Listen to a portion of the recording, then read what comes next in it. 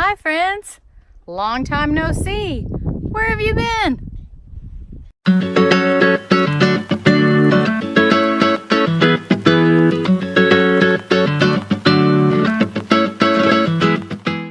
Well, let's start this video off with a walk through my late summer garden. In fact, tomorrow.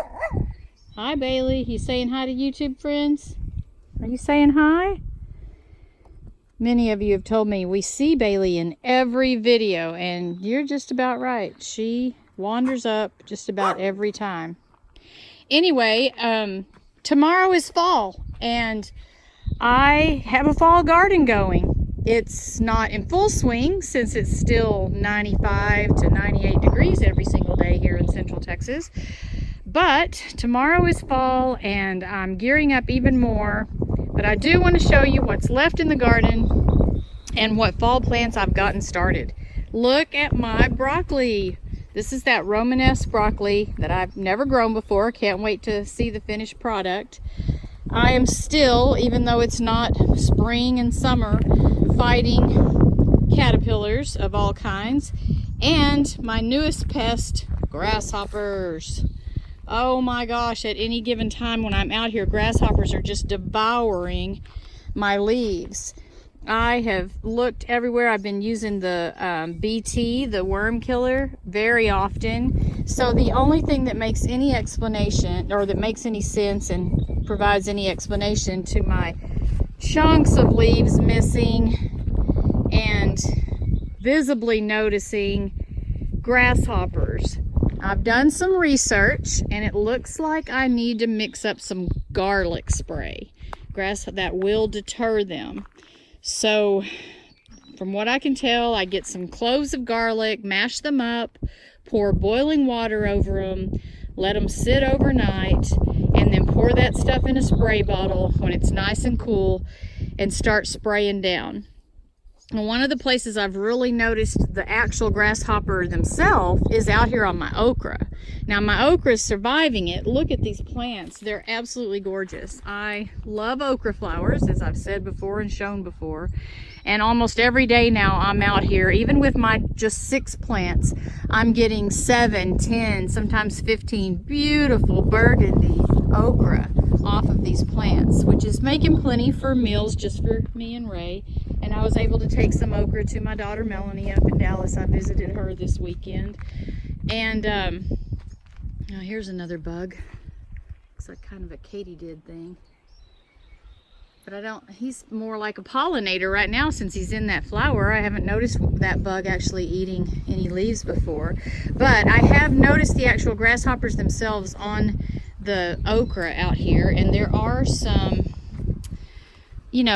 holes in the okra plants. So, but like I said, overall, they're surviving the grasshoppers. What's not surviving the grasshoppers are my brassicas. So let's wander over there past the green bean, or the pole beans. No, bush beans. These are my pink beans. They're kind of like a pinto bean, pink beans. Oh, I'm getting so distracted. Okay, brassicas. Yes, this is what's left of some nursery starts that I found of Brussels sprouts. Not much. I've been spraying BT on these thinking they're worms, but I'm spraying the BT often enough. I'm pretty sure this must be grasshoppers, even though I've never seen grasshoppers. So today I stopped by a lovely little nursery called Lori's Garden, a local nursery in Whitney, Texas, and she had some more Brussels sprout starts. So I'm going to come in and plant them next to these. I'm not going to pull these up because there's always a chance that, they'll make enough leaves to turn around. And, maybe with the garlic spray and some new Brussels sprouts in the ground, I'll be able to pull this off.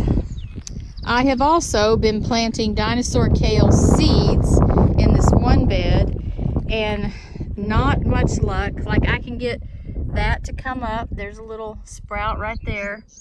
But then the next day I look and it's gone, eaten off. I don't see what's eating them off. Again, I'm assuming grasshoppers. But that wonderful little nursery had a few little plants, so I bought one already started dinosaur kale. And I thought maybe it'll encourage the others along, like, oh, you can look like me, grow up, little seedling. So I love that stuff so much, and I really want some dinosaur kale right there. I think what's going on is that I've just really jumped the gun, got too impatient for fall gardening, and planted too early. I direct sowed way too early. I am on my third sowing of kohlrabi seeds. I got one right there, but is it just too hot? Is it pests? I don't know. I got this one to come up and it's thriving. Of course, that's a cluster of 3 or 4, but I'll probably only keep one there. And I've just recently put some more seeds out. So I'm hoping that these days have cooled off enough now for this. And the only reason I've really jumped the gun and kept trying and kept planting, this is my mammoth red rock cabbage, about as big as any of it's gotten, and I've just kept putting seeds in just in case that I, jumped the gun. But anyway, the biggest reason is because my season is getting short. I mean, we're at the end of September here, and before you know it, I'm going to be at my frost date of November the 10th. Now, a lot of this stuff can handle some frost. This is my scarlet kale. Still a tiny little plant, but nevertheless growing. This is my spinach that when I had a burlap shade cover over the top was doing a lot better than it looks now. I took the shade cover off because they were looking a little pale, and I thought, okay, they need the sun, and it has cooled off a little. But ever since I took the cover off, it started kind of looking like it's struggling a little more. So it's either going to go back on or I'm just going to reseed again. But I'll tell you one thing that's really loving it right now, and that's these 4 tomato plants. Now, these were just some nursery starts. This is 2 early girls and 2 red beefsteaks, but they are looking beautiful. And I need to start tying them up because they've reached the trellis now. But the plants themselves just couldn't look healthier. They even have made some flowers and are starting to fruit. And I'm pretty excited about having some late season tomatoes because normally I just let tomatoes go. And then, as y'all remember, I planted some carrots next to them because carrots love tomatoes. And they're doing well. They're not just growing abundantly, but they definitely all germinated. These are my little Amarillo carrots. It's all just a day-to-day wait-and-see thing. Sorry about the wind. And then, of course, my greens bed, my celery bed, celery, arugula, lettuce, that's what I have planned for that bed. I'm just holding off. I'm trying my best to not be impatient on that bed. I know these days are too hot for those tender leafy greens. But let me show off these pumpkin plants. I cannot wait to see pumpkins start to form and have some really nice pumpkins going. These have just thrived so well. They're dark green leaves, not much is eating them. They're making their little tendrils. They're starting some little flower heads. I'm pretty excited about these pumpkins, and as you can see, I've left it quite a bit of space to grow. Now this clump over there, not so much. They stayed kind of a pale yellow and didn't grow like these. So I did hit them with some neem oil thinking it could be spider mites. And sure enough, after the neem oil, this one perked up and it got green and started looking better. So I do think some spider mites took over those. So I need to keep it up with the neem oil. And I had some Swiss chard right here from Start. I never bought Swiss chard seeds, but I did, nursery Start. Well, it got burnt up its first couple of days in the ground. And so I bought one more today at that nursery. I'm going to try and revive this Swiss chard and see if I can get something out of that. This is my cilantro bed that I put the cilantro seeds in. Oh my God, they're all gone. I had several little cilantro plants come up, germinate, and just gone. So I don't know. Is it the heat? Is it the grasshoppers? Is it some other? I don't know. This is super discouraging for me.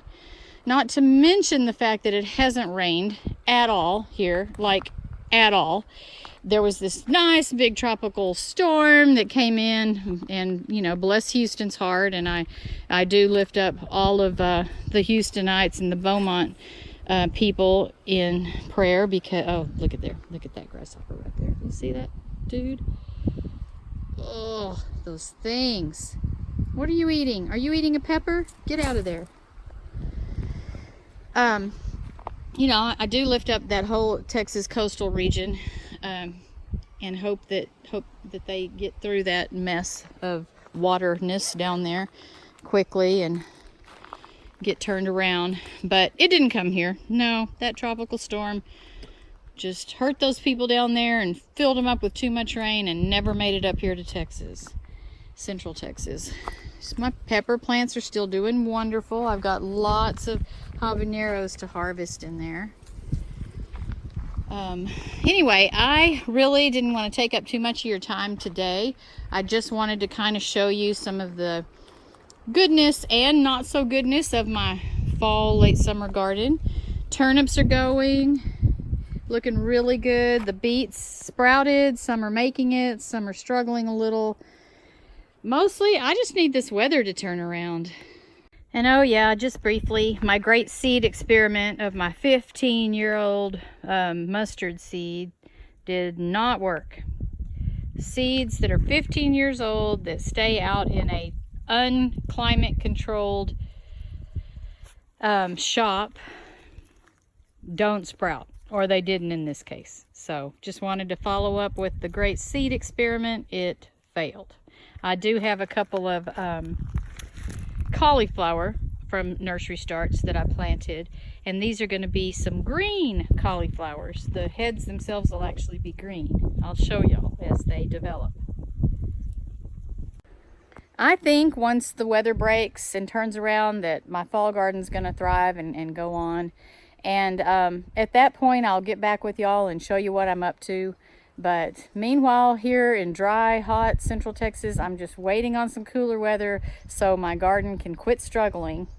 Thanks for following. Thanks for watching today. If y'all didn't get a chance to see the last video I posted last week, that water lily garden in San Angelo, Texas, please go back and watch that. It's just a visual delight, and I really enjoyed filming it for you.